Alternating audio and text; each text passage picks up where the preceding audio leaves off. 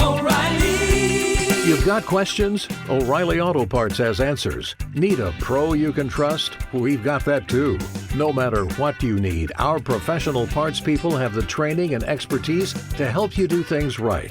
Deep automotive knowledge, just one part that makes O'Reilly stand apart. The professional parts people. O'Reilly Auto Parts. This is a podcast from Minute Media. Hashtag no music, no intro. Another episode of Hashtag Saints to the podcast coming at you. And before we even get into the minutia of where the state of the New Orleans Saints are right now, we're gonna get into that later. I want to give Malcolm Jenkins his flowers today. On a podcast, he announced his retirement from the league. Got drafted in 2009, bro. Wow. 2009, came in the league as a corner from Ohio State, made the change to safety, which saved his career, honestly.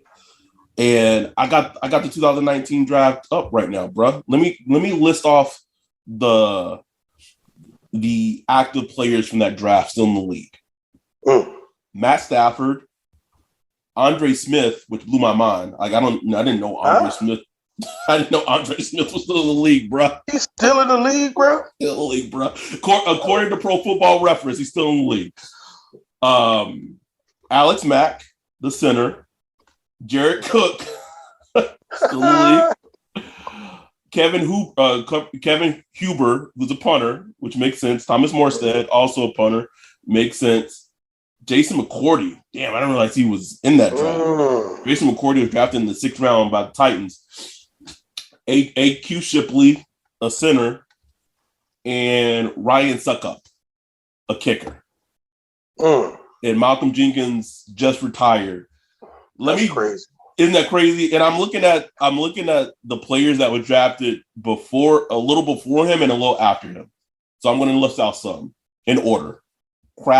Michael Crabtree, Aaron Maven, Noshawn Moreno, Brian Arakpo, Malcolm Jenkins at 14, Brian Cushing, Larry English, Josh Freeman, Jeremy Maclin.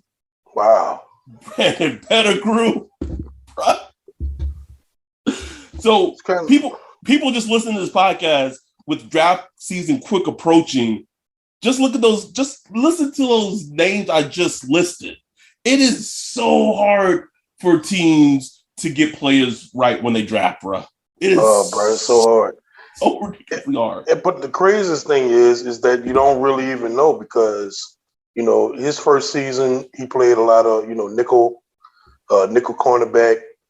He kind of got thrown into the fire when, 2009 season, we had some injuries. I remember him playing outside some and getting smoked by what was that? Who was that wide receiver name with the Dallas Cowboys? Light-skinned dude. Oh, Miles Austin. Miles Austin gets smoked by Miles Austin. But he played well in the nickel. But it was kind of always foreseen. I remember when he was getting drafted, I don't know if it was during the combine or what, but Deion Sanders on NFL Network, he was like, that dude is safety. He ain't no cornerback. And Malcolm Jenkins kind of felt a certain type of way, like, nah, I'm a cornerback. Deion Sanders was like, nah, bro, you a safety. I remember that. You're safety in this league. And it goes to show that 1 year after he got drafted, he was down, center field, you know what I'm saying? He had a real good second year as a safety, but as the defense kind of waned, I remember we used to all complain about missing tackles, bad angles, MJ with them badass angles, Bad angles, bro. And then, look, we talk about the Jairus Byrd. We laugh about it now, but man, look, when we got Jairus Byrd, man, 90% of Saints was like, fucking right. Bye, MJ. Bye. Bye. And that just goes to show that sometimes it's an often thing that I say is as a player, you kind of who you are in the league, right? Like players rarely change. I don't know if Malcolm Jenkins necessarily changed when he went to Philadelphia. Maybe he played in a position that better utilized his skills. But to this day, if you ask Sean Payton to a man, the Rob Ninkovich pick that didn't work out and let Malcolm Jenkins go and trying to replace him with Jarvis Bird are the two biggest things that annoy, like just grates on him to this day. Day. I mean, because not just the play on the field, but really, the character, the leadership. Because those 2014, 15 teams, bro, we had some. That locker room was nasty. It was egos. You had Junior Gillette. You had shit going on in the locker room. Dudes smashing dudes' wives. All kind of shit. It was just. That's just what we know about. We don't even know the stuff that really went on, what I'm saying? So, the vacuum of leadership, him leaving, Roman Harper leaving, Vilma, those dudes, that really hurt the Saints those years. And, him going to Philadelphia, finding his role. And, safety just one of them positions, man, is, one thing I just learned over the years is just hard to judge in a vacuum. They by themselves looking at a safety, especially their production, because they most of the stuff they do depends so much on what's going on around them, how the corners play, how the defensive line plays. It just so all that matters. That's why he's been better when he's been with the Eagles, and when he came back to the Saints when we had a better defense. He was really been able to shine, and he really, to be honest, he was kind of like a prototype for what teams look for now, because they want safeties that could line up in a nickel, line up against the tight end, can play center field at the same time, can move around.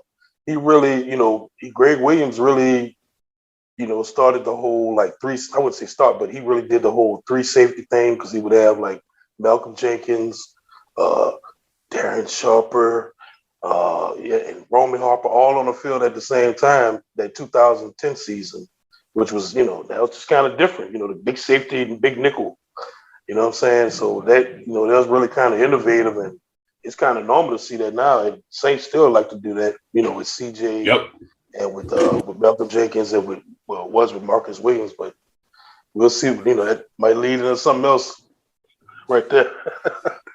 I'll stick on Malcolm just for a little bit. Just the fact that he's won 2 Super Bowls. It is like, it's like, yeah, like we've talked about on the show how it's just hard to win Super Bowls, and how Tom Brady is literally with 2 different teams. That's crazy. 2 different teams with the Saints, and then with the Eagles. Just the longevity he's had. He's had moments in terms of just social justice, in terms of kneeling and things like that. He called Drew out, which feels like forever ago at this point, bro. Drop the video. So he's been just the model, like in terms of players that you draft and you hope. He's just the example of, like, if you draft someone, he's the type of player where his career, and it I won't say shaky start, but it got off to he was like an average, decent NFL starter start to his career. Like I remember people was like, "Damn, wish we would have got Brian Cushing." You know what I'm saying? Yes, I remember that too. For a couple years, it was like that. It wasn't like just that one year. Like for a couple of years, it was like, "Oh, I wish we took Cushing over MJ." And, I remember that. I mean, if you look at the careers now, that's not nobody's saying that. It's not a debate. It's not even a competition. But with the draft fast approaching, he's just the type of player that you, as a team, you hope you can draft. And also, I think it goes to show that sometimes, and it doesn't work out like this a lot of times. But sometimes, man, a player just needs a change of, and I think that goes for NFL or just in life.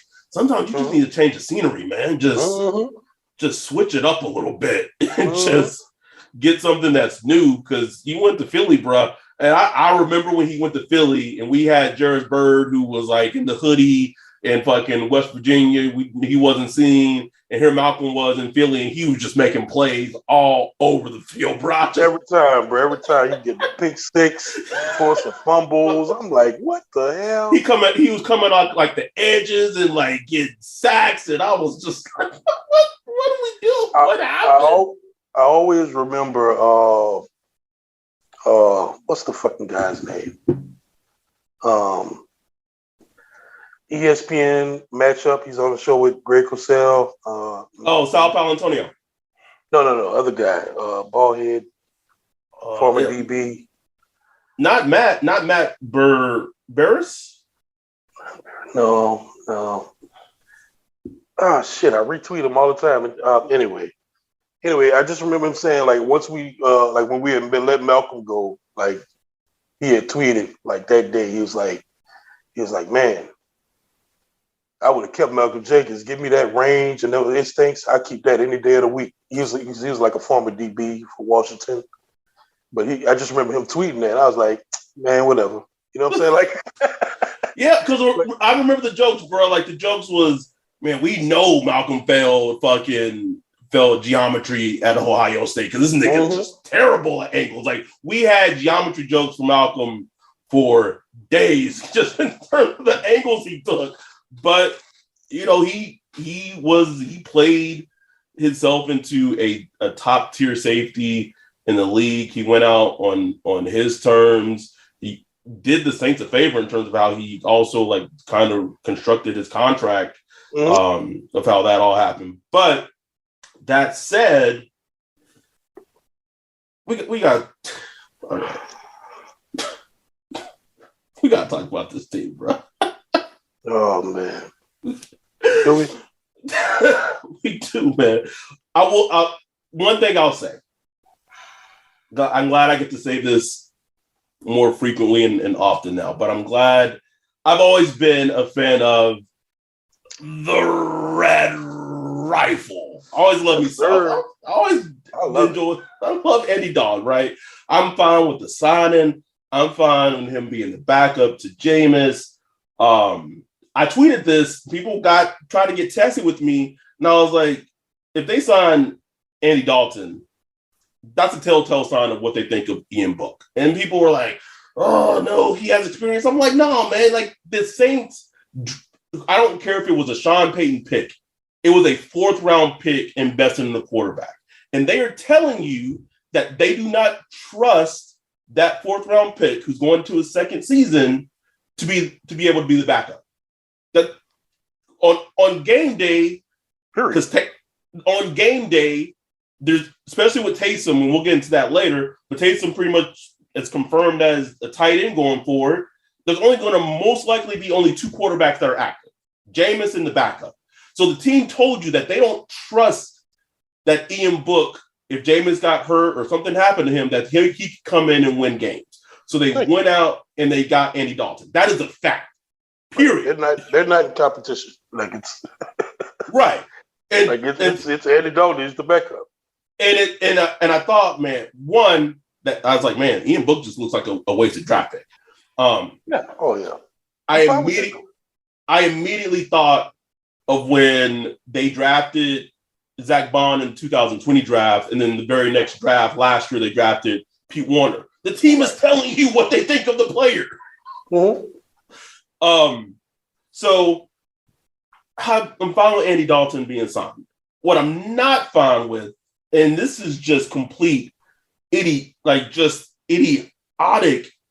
team management, is because of when they signed him and the amount of the contract they signed him for, the Saints aren't going to get any comp pick for Teron Armstead going to Miami, bro.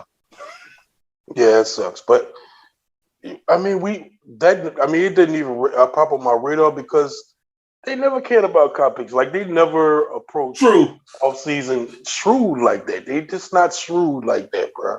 I wouldn't mind it if they had gotten if they had addressed any sort of need that they have on the team. Because I look at this team right now, And I get it. The draft hasn't happened yet. The draft is quickly approaching. It's less than a month away. Thank God. I'm tired of the draft talk. Just tired of it at this point. The draft is quickly approaching. And I said it on Twitter. You cannot look at where this team was at the final game of the regular season against the Falcons and everything that's happened in the offseason and tell me that they're a better team. They're not. No. They're nowhere in any shape a better team. So now with the secondary, you have Marcus May, who you hope maybe he's not as good as Marcus Williams, and they're two different players in the positions that they play, but you just hope that Marcus May can just get back to form of how he was before he hit the torn Achilles. So you're banking on that. And then this poses the next question, and I tweeted about it yesterday kind of jokingly, but everyone keeps saying, oh, Daniel Sorensen, he's just a backup. He's just special teams. Are we sure? I mean, if you listen to DA at the owners meeting, sound like he wanted to play.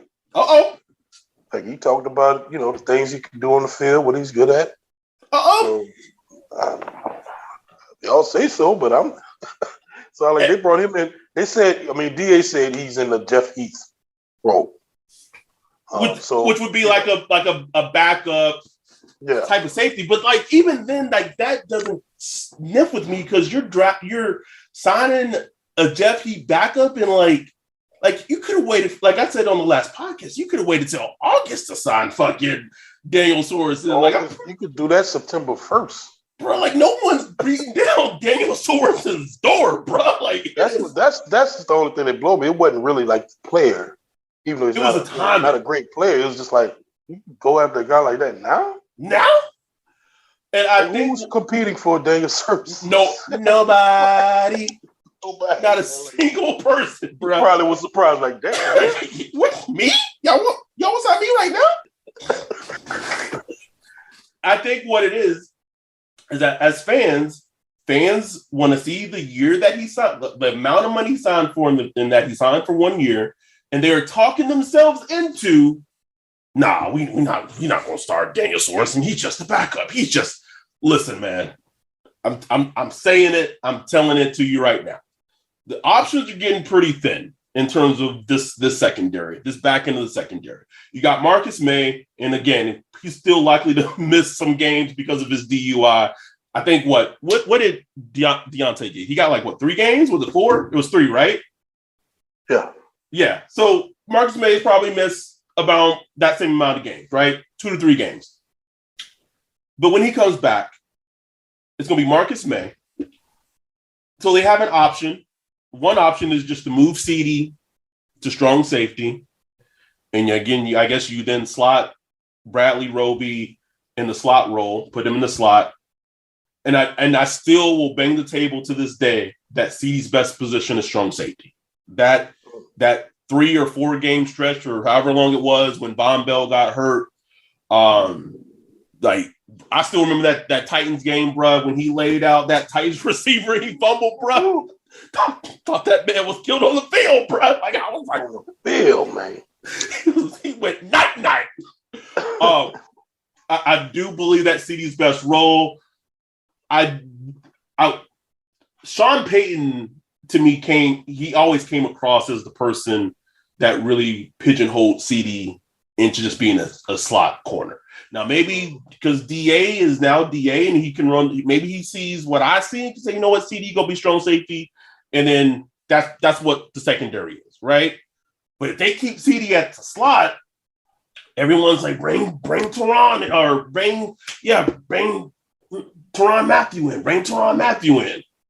Have these Saints shown any sign this offseason that they would do the right thing, bro? No, man, no. That's what I was like. And they really believed it. I'm like, why y'all goosing yourself up like this, man? That's all. Like, so yeah, if they signed Teron Matthew and it was May and Matthew and CD in the slot, like I could get down with that secondary. Is it as good as I would still be like, man, I wish we would have retained Marcus. I really do. But you could still have a very successful back end of the secondary, very physical secondary, and still be a good defense if you were able to get Matthew at strong safety.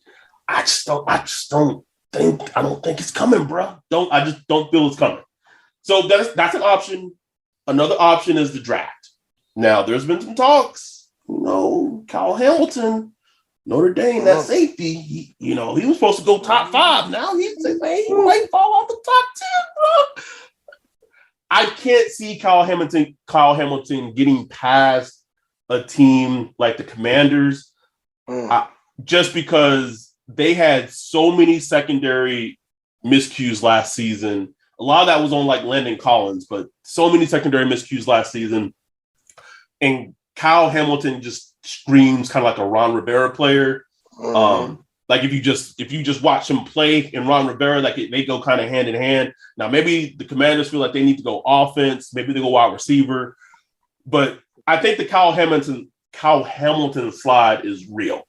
And if he slides far enough, it would not shock me in one little bit if he got into striking range where they moved up and drafted Kyle Hamilton. Right? It wouldn't shock me at all. At all. At all. Would I love it? I wouldn't love it, but I would understand it. But the reason I wouldn't love it is I would say if you just would have retained Marcus, then you wouldn't have had to waste a first round pick. Like what? It would have cost you like $5 or $6 million over the next 4 years or something. Like really? And that's assuming. This is all assuming that Kyle Hamilton could get to the level of what Marcus was. Now they're different players, right? You can't just assume that Kyle Hamilton is going to be as good as Marcus Williams out the gate, right? You can't do that. That was the same thing I was saying with the whole, last year with the Falcons drafting Kyle Pitts at 4. I said if you draft him tight end at 4, man, he needs to be Gronk. He got to be Gronk. He got to be Travis Kelce. He got to be prime Jimmy Graham for that pick to be justified. So for them to draft the safety in the middle of the first round, and he's a special player. I'm not trying to shit on Kyle Hamilton, but the team building aspect of it and the team management aspect of it, it's like y'all could have just kept your 25-year-old safety and used that pick on a wide receiver or another position. Because then it's like, we let him go, now we got to replace it. Because your team isn't improving. You're just keeping it replacing it twice because you just paid Marcus May. Yep. A nice little sum. Like you didn't pay him, 12 or 13 million a year, but he's getting 9, bro. Yeah, he's getting 9. Nice little chunk. Shit. So, but to me, I think that's going to happen. I think he's going to be there at 18. You think he's going to be there at 18, bro? I really do, bro. Just the way these drafts play out. And he's not like a 4.3 guy, nothing like that. Like he ran like 4.6, man. Yeah, I see him being there at 18. Take him. If he's there, they're gonna take him. Oh, without question. Best believe that. Like we don't even have to guess. Okay, so let me I can already hear, this guy. We had this guy rated as a top 5 player in this draft. We can't believe he was here at 18. So let me go through the teams. Okay. 11, Washington Commanders. Think that's how you could go there. Yeah. 12 to Minnesota. No, don't. If Mike Zimmer was there, yes. Yeah, but no, it's not happening. 13 to the Texans. This is the pick they got from Cleveland. Possible. I could see it because they were like, you know what, we might have taken him 3 a couple of months ago. But now, we can get him at 13, 10 picks. Yeah. I can see it. And I can see him, Lovie Smith loving that type of guy. Like, oh, yeah. Oh, for sure. 14, Baltimore, they just paid Marcus. They ain't going to happen. 15 and 16 gets interesting because those are both Eagle picks.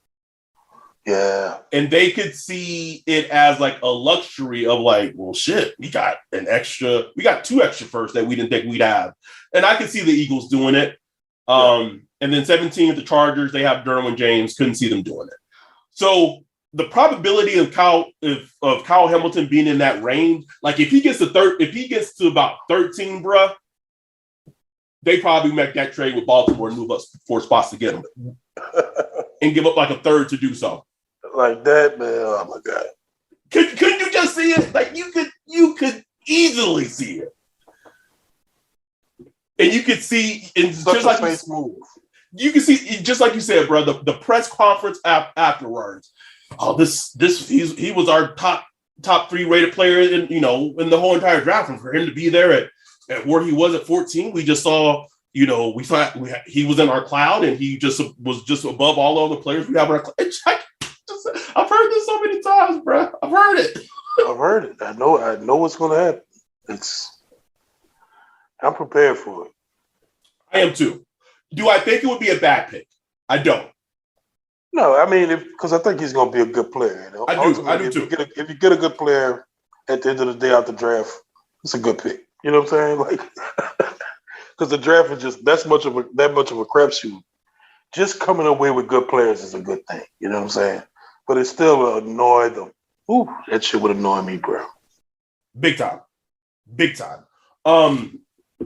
And so I guess one of my friends, good friend of mine, said that after everything, so essentially after the draft ends, right? At some point, we need to do an episode where we grade the New Orleans Saints' entire offseason, from the head coaching search to the free agency, the infatuation with 22, the draft, everything. And we just give it like a letter grade of where they are. So just up to this point, because I know we're going to have a whole episode on this later. So this is kind of like a little mid-off-season review. Because people keep getting my mentions and like, oh, it's like free agency isn't over yet. They can still add wide receivers, blah, blah. And I'm not saying that they can't, and I'm not saying that they won't. But what I am saying to people is that can you at least look at the moves that have been made, and this team is trying to tell you something, right? I think I was talking to my dude, Dart Saint, right, earlier today, and I think he made a very astute point. He said that once they got that no, and they want to get number 22, maybe they just said, like, maybe we need to just do like a little soft reset, just reallocate some things. And I could easily see it because the moves would indicate to you that that's what it looks like. Well, if you listen to Mickey Loomis at the owners meeting, he just talked a lot about their cap situation, where they're at right now, and stuff like that. So, I think they're at a point where, yes, they would have blown the bank for 22. They would have blown the bank for him, but outside of that, if they couldn't get him, they just fall back to the point where, look, we've been maxing the cap for a decade now. You know what I'm saying? So let's just kind of plug holes where we can, but let's just be smart about it. And because look, you can carry over cap to the next season. So I don't think they're approaching the season as maxing the cap like they do normal seasons. They haven't shown that they are. They're not trying to max the cap. So that's just how they're approaching it. Whether it's smart or not, that's up to you. On one level, it makes sense because they probably do know that, they aren't a Super Bowl caliber team. But at the same time, it's like, I think that's the point that's the little thing that annoys me, right? Because again, I think a team like them is very much an outlier. But bears to mention, when preseason ended last season, no one thought the Cincinnati Bengals were going to the Super Bowl, bro. Like, right, exactly. But they got talent, and a lot of that talent came obviously through the draft. But they and their cap situation is completely different. They were flush with cap. They went out and signed Trigger Trey. The year before they signed Von Bell. They've been able to sign good players as free agents, and they've drafted extremely well, which there you have it. But like all it takes is a couple of good draft picks, a couple of good free agency signings, and you're off. Yeah, I don't like taking the L like that. Like I could see if you're the Jaguars, no, you're not making a Super Bowl this year. You know that. You know what I'm saying? Like, but for a team like the Saints, where you're kind of in that little, just that middling range, and they're in a conference like the NFC that's completely open. Your NFC, you can beat Tampa Bay. You know that. You probably could beat the Rams. You know if you look at every team that's at the top, you know that even with all the flaws that you've had, you could compete with those teams. You know what I'm saying? So to me, I would be trying to just do everything I can to put the best possible team on the field. And they say that's their approach. I'm not seeing it. Oh, but you're not seeing it, bro. They brought Traquan back, bro. 2-year deal. 2-year deal, bro. Who was competing for Traquan? I want to know. the Falcons, maybe? I don't know, bro.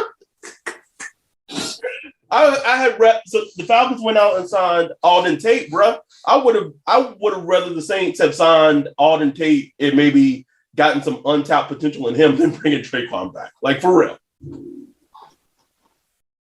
Just annoying, man. Annoying. But like they've showed you what you think. Quarterback was a must for them. Quarterback was a must. They focused on it. They tried to get 22, couldn't get him. Immediately signed Jameis and signed Andy Dalton. So they have a good quarterback room right now. Not a great one, but it's like a top 20-ish quarterback room, from the starter to the backup, which is pretty good. Like it could be worse. It could be much worse. You know what I'm saying? I'm not saying it's not a top level, but it has a defined floor. You know what I'm saying? It's not a bottom of the league quarterback room. It's a middling quarterback room. And it could be, more middling depending on how Jameis performs and how, from the second thought is how, much talent you surround him with. So it's like QB was a must. That's part of the problem. Replacing safety was a must. And wide receiver is either a need or a want. That's how they approach this offseason. So, they know that they need wide receivers. Dennis Allen talked about it. Mickey Loomis talked about it, said, they still want to add wide receivers. So I think that's going to happen, but they made the decision that they're not going to spend money on it. And they think, Michael Thomas is a part of that equation, which is the opposite approach I would have took. Like I said on this podcast a while back, I'd approach it as he doesn't exist. He's not on the team. And if he does come back, yes, I hope he comes back. Great. Like that, but I would approach the offseason if he's not there. Right. That's just the ultimate Gucci. But I just wouldn't approach it like that. But they approached it, Dennis Allen went out there and visited with him and all that stuff. So, and it looks like he's going to be fine, but we don't know. You just don't know, man. So it's like, man, if like Mike Thomas is hurt, like if he gimpy, man, like you talk about the worst wide receiver core in the league. And people like someone was trying to argue with me. I said, we said on this podcast they're a bottom 3 wide receiver group, and someone was trying to get on Twitter and argue with me, but I'm like, man, I'm just over the homerism, man.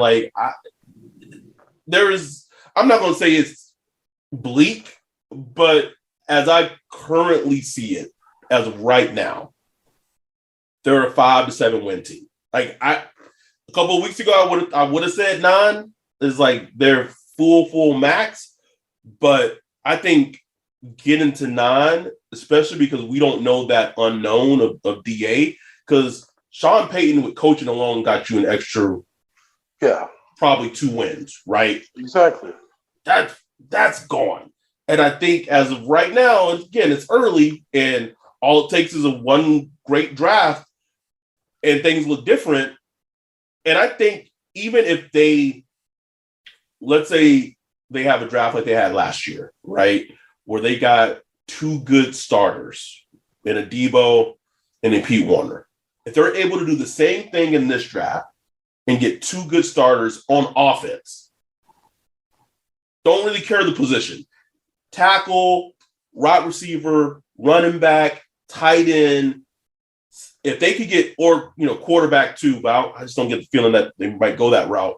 But they're able to get two good starters on offense. If they were able to hit last year, I think that changes the outlook of the team. I really do. Mm-hmm. Absolutely believe that, especially running back and wide receiver. Yes. And that'd be so fun, bro. Like, I swear to God, I completely changed my tune, bro.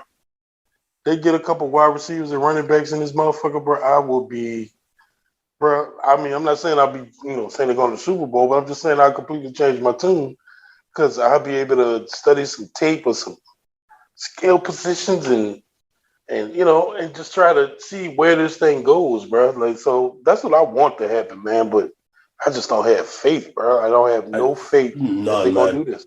None. Like, I think I told this to a friend today. If they draft one of the 8 players that we did when we did the mock draft simulator, I would be shocked. Shocked. Just one out of the 8, bro. We drafted 8 offensive players, 2 quarterbacks, 2 wide receivers, a tight end, a tackle, and James Cook in both times. If they drafted one of those players, I would be floored. Absolutely floored. They did come out, or Dennis Allen pretty much came out, and we talked about it a couple of shows ago, but it's just, definitive that the whole Taysom Hill quarterback thing over. Done. Finito. And he will be a tight end only. And then our boy Ross Jackson did like the math and the contracts. And if you Taysom Hill's contract, he would be the 7th highest paid tight end in the league, bro. That's all right, man. That's all right. I mean, him full time as like a tight end / move player. I mean, he could get. I think he could really give you something. Oh, because yes. He won't be part-time quarterback. We got to save him for quarterbacks. No. I mean, he's probably going to still do a little, take some direct snaps here and there, whatever, short yardage and stuff like that, red zone. But for the most part, man, he's going to be running routes. And, I don't know how he feels about it. I'm sure it sucks for him, but man, go hit the weight room, get your body back up, and you can do it, bro. Because he one of the most blessed motherfuckers in the league, man. Like you done made. I think if you add his total up, he done made more than Chase Daniel. That's crazy. And Chase Daniel done be in that bag. So, he's a bad king, bro. Bad king, man. So, man, maximize that shit, man. Like, I mean, because we need it. Honestly, we would need it. I mean, we need him to be a playmaker. Like he needs to be a part of that, that equation. He absolutely does. And this is why I tweeted too. I was like, I don't mind him being that, but like, let's not forget that he's coming off like a Liz Frank injury, bro. Like that's a terrible injury.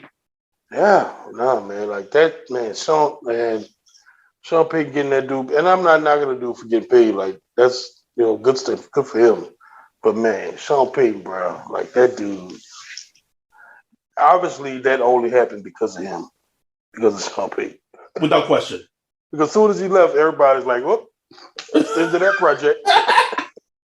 Bye. See ya. He was Sean Payton's guy. Period. Nobody else. He was. There's still moves that can be made. But I think as a Saints fan, if you're listening to this, can't talk. If you're listening to this, I think you just got to temper your expectations. Like, you really got to think about and kind of see what the team is showing you. Now, as I've said numerous times already on this pod, it takes one good draft. One good draft can just change Ryan's and my tune, can change the whole dynamic of the offense, the whole dynamic of the team. But they got to do it. And maybe it's kind of having that 2020 cloud draft over us, and it's just like, can they do it though? Can they? I don't know, man. Oh, no. Who's banging the table for Alvin Kamara? You know. Ooh, speak on it. That's what I'm saying. It's like, who's banging the table for Jimmy Graham? That's all I want to know. Who has that insight? I don't know. They were all at the Ohio State Pro Day, and they've been at all these pro days, bro. But I tweeted it. I was, DA was out some pro days, and people were at pro days, and I said, name I never seen any pro days, bro. Pete Carmichael, bro.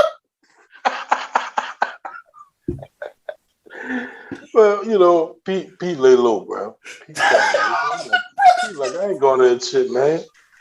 Pete probably watching the little cut-ups on YouTube like we do. They don't even give Pete access to the fire coaching tape where you can select all the third down, all third downs and shit. Looking at the YouTubes. Send a little email saying, I think this guy looks pretty good. Shut up, Pete. We didn't ask you that shit.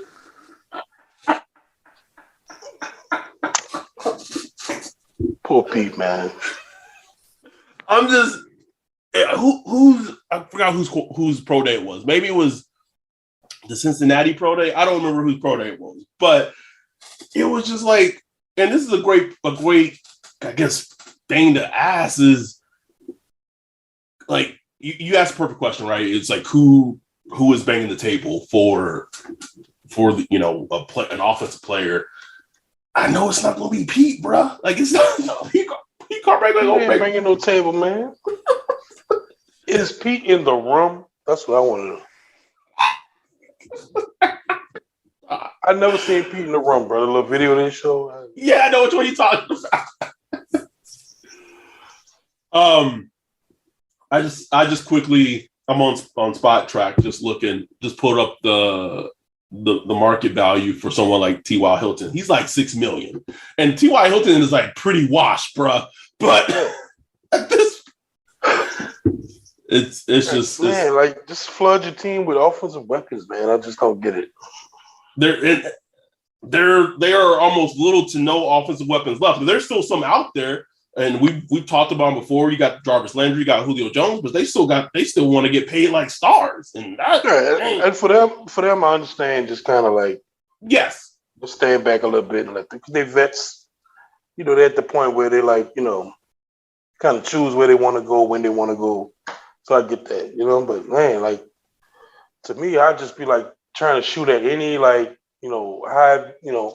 upside play I could make right now. I'm gonna give you 4. Might get cut cap, but let's just make it. I'm gonna give you 4 right now, just 4. Try to get maybe Emmanuel Sanders back. Try to get Adam Humphries. Try to get Cole Beasley.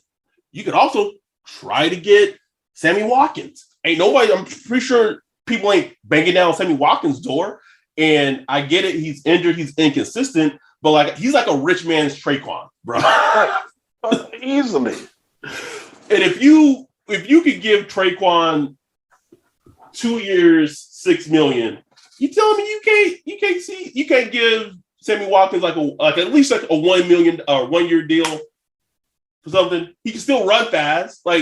So last year, I'm gonna give you the contract that he signed last year.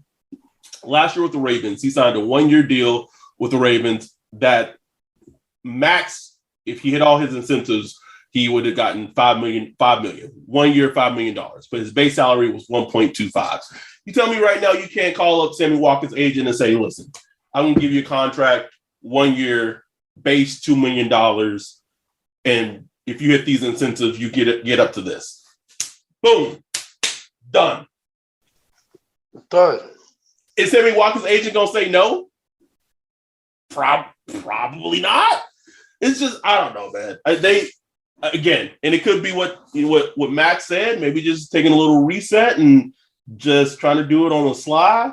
And if so, then that's fine, because obviously they can't say that out loud, because then you're just going to alienate your fan base. But I will say, like, if you want to give the fans something, like, to just give them hope, like, it's what we've said numerous times on this pod. Can you at least show us that y'all understand, like, this shit isn't it, like the offense is an issue? Because we haven't seen it. Just listen to the DA. Somebody asked him, I don't know, can't remember if it was Nick or Luke, asked him, like, basically, like, what's your vision for the offense or whatever? Just something I always wanted to ask him, like, do you have a vision for the offense? Or is it just like, wash, rinse, repeat or whatever? But he kind of jokingly made, I just want to score more points than the other team.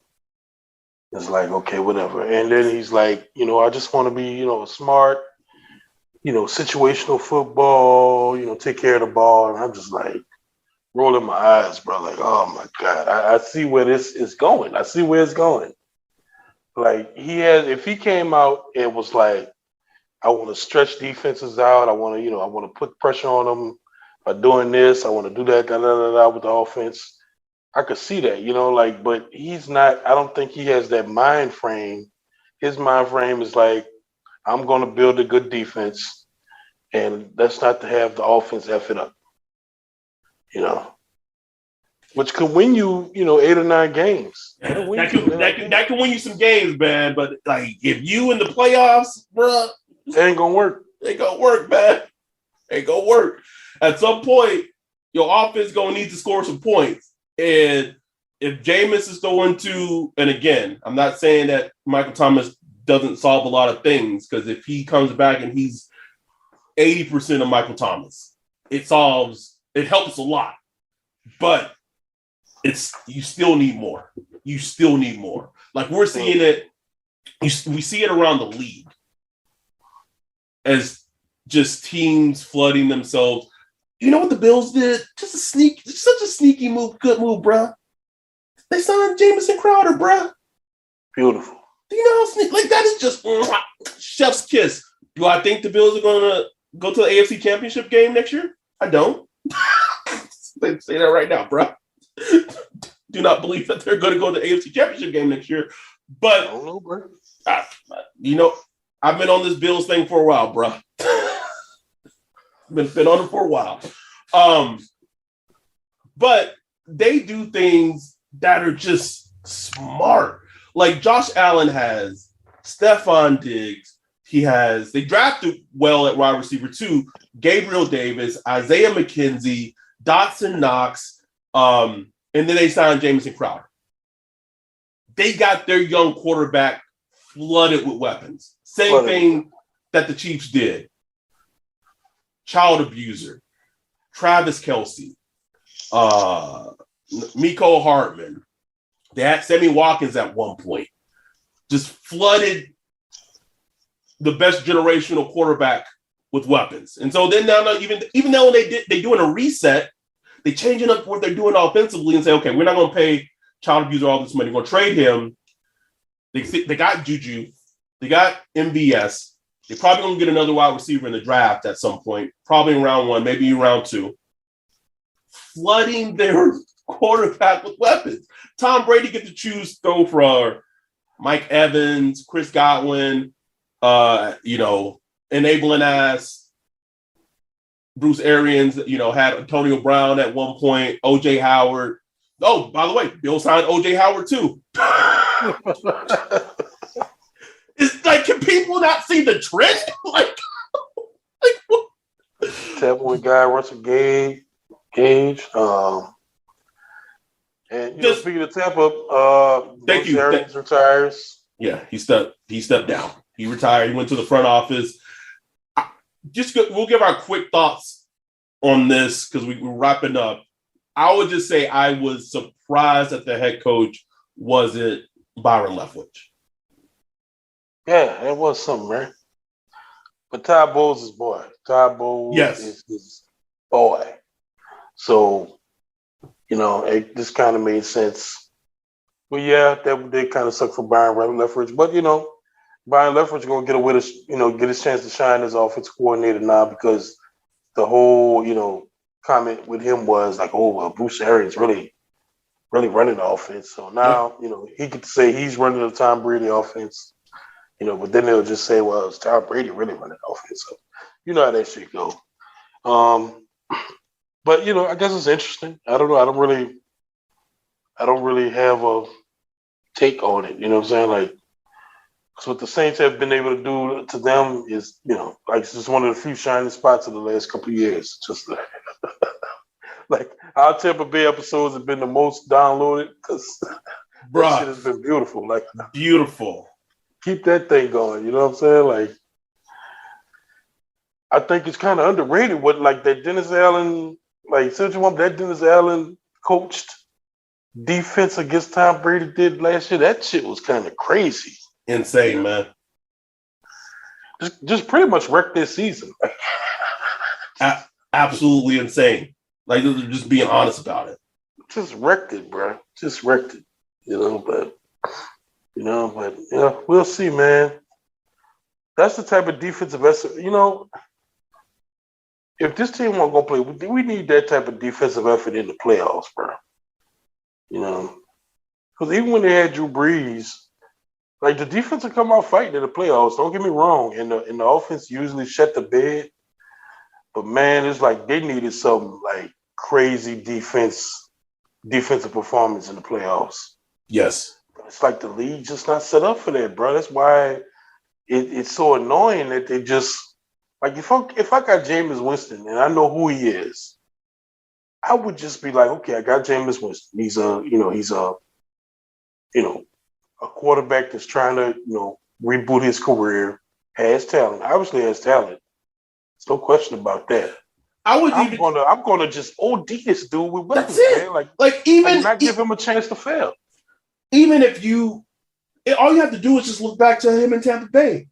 Like, he had his most success when he had two great wide receivers, Mike Evans, Chris Godwin, and a decent to good tight end in Cameron Brate. And he never had a good running game with them. Ever. So you give him a good running game, he never had a good defense. You give him a good running game and a defense, you might actually have something. So it's like, why aren't y'all seeing this? Why? Just chilling, bro. Just big chilling. Like, I would just flood him with weapons, bro. Just flood him. They the 50 Cent meme, bro. Sleep on the couch, just knocked out. Just tucked in for the night, bro. You got Traquan back, you know what I'm saying? And the funny thing about the whole Traquan thing, bro, is all we knew. We all knew it was gonna happen. Oh, of course.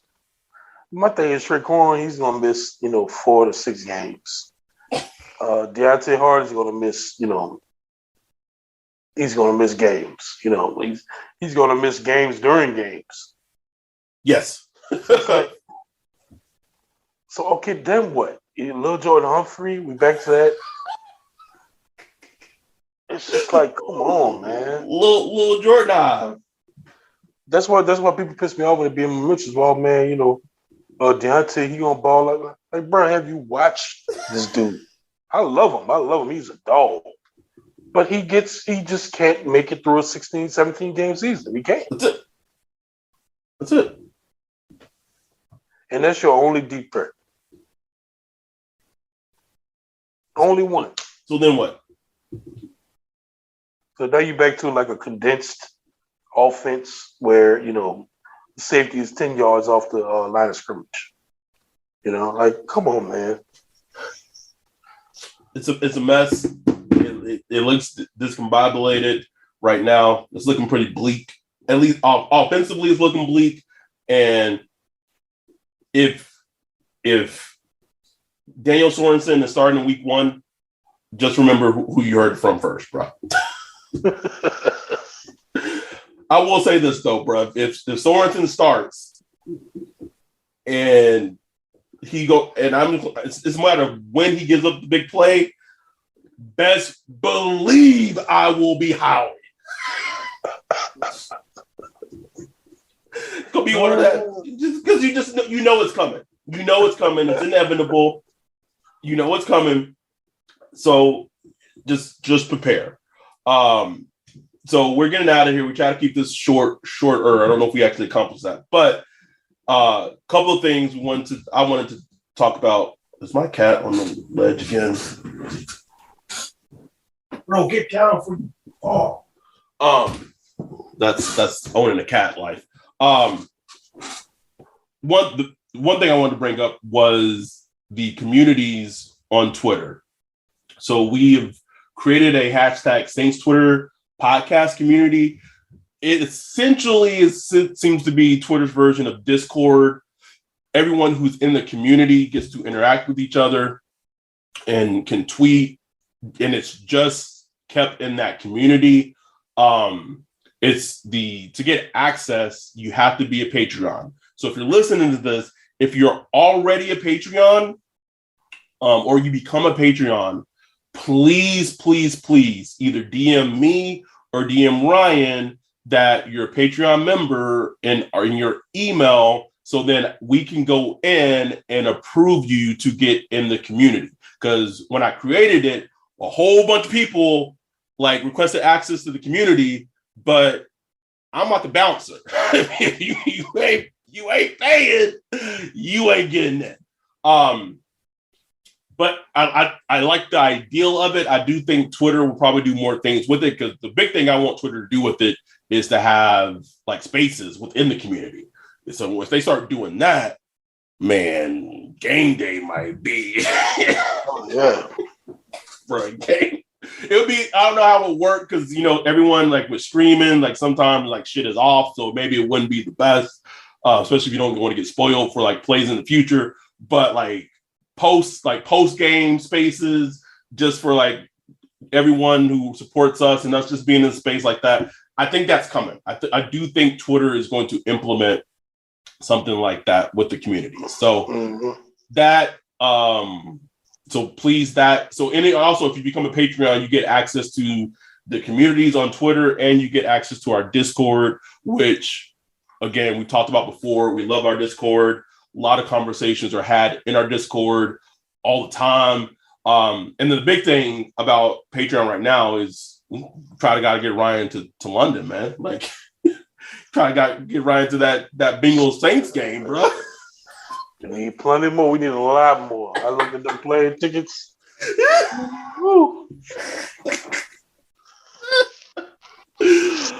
Luckily, I think my girl has some perks on one of the credit cards where basically the flight is free. The flight's free. Shit. Yeah, bro. Probably the only reason that we're more than likely going to try to do it. But I would love, and I don't know if it's going to happen, because like Ryan said, for it to happen, we got to get a whole bunch more fucking Patreons and more contributors. A whole lot, baby. But the fact that maybe me and my girl go, sounds like Joey and his wife might go. We can meet up with David, meet up with Daniel, have a whole, I know Elise got money, I know she rolling in dough, so she big dough, big kid. Be over there. We just have a little group of us overseas in London. London's 2 hours away from Paris. What? It would be an experience. And I've never been outside the country. I am 34 years old. I've never been outside the USA. Not once. But anyway, draft is around the corner. If something happens, these dudes do something that makes you roll your eyes, we'll be back, talk about it, recap it. But until then, and be safe. Don't take this shit too seriously. But also, just follow the breadcrumbs, because they've given a lot up to this point. So with that, we're going to get out of here. We're out. Peace. Spring is in the air at Littleton Coin Company, and we want to help you brighten your collection. Visit us at littletoncoin.com all month long to enjoy 15% off your purchase. With a wide selection of coins, paper money, supplies, and more, Littleton Coin Company has something for every collector's taste. Use promo code SPRING at littletoncoin.com for 15% off your purchase all month long. Restrictions apply. Littleton Coin Company. Serving collectors since 1945. O'Reilly. Check engine light on? Take the guesswork out of your check engine light with O'Reilly Veriscan. It's free and provides a report with solutions based on over 650 million vehicle scans verified by ASE certified master technicians. And if you need help, we can recommend a shop for you. Ask for O'Reilly Veriscan today. O'Reilly Auto Parts.